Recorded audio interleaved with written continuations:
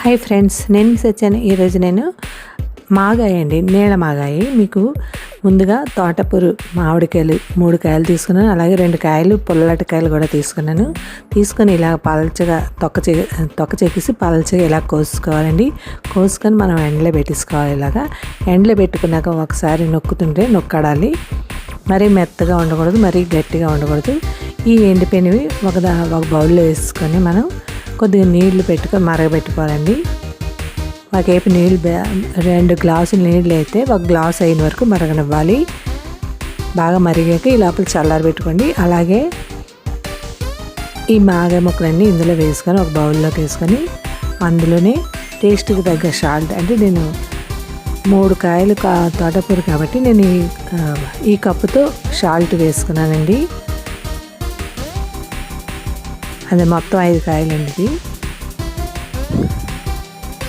నీళ్ళు బాగా మరుగుతున్నాయి చూసారా. ఈ మరిగినవి చల్లారేక వేసుకోవాలండి. అందులోనే మనం పసుపు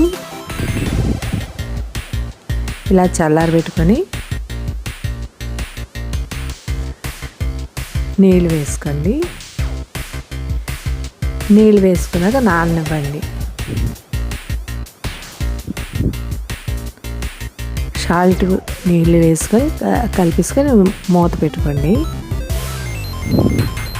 చూసారా, నీళ్ళు కొద్దిగా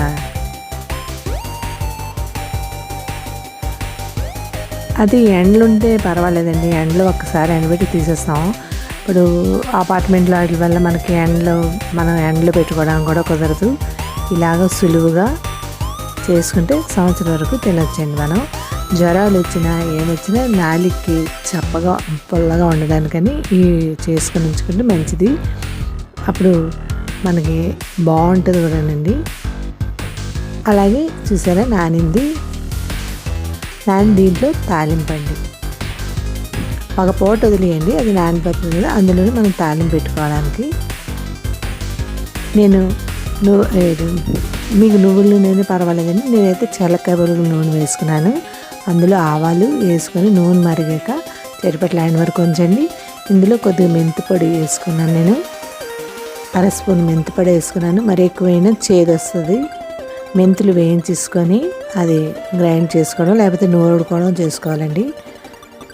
ఇలా నూరేసుకున్న పౌడర్ని ఇందులో వేసుకోవాలి. ఇవి చూసారా, ఆవాలు చెరిపట్లాడాయి. ఇందులోని ఇది ఇంగువండి. నేను నూనెలో వేయలేదు, నూనెలో వేస్తే మాడిపోతుందని నూనెలో వేయలేదు. ఇలాగా ఇందులోనే వేసాను. మామిడికాయ ముక్కల్లో వేసుకొని బాగా కలిపేసుకోండి.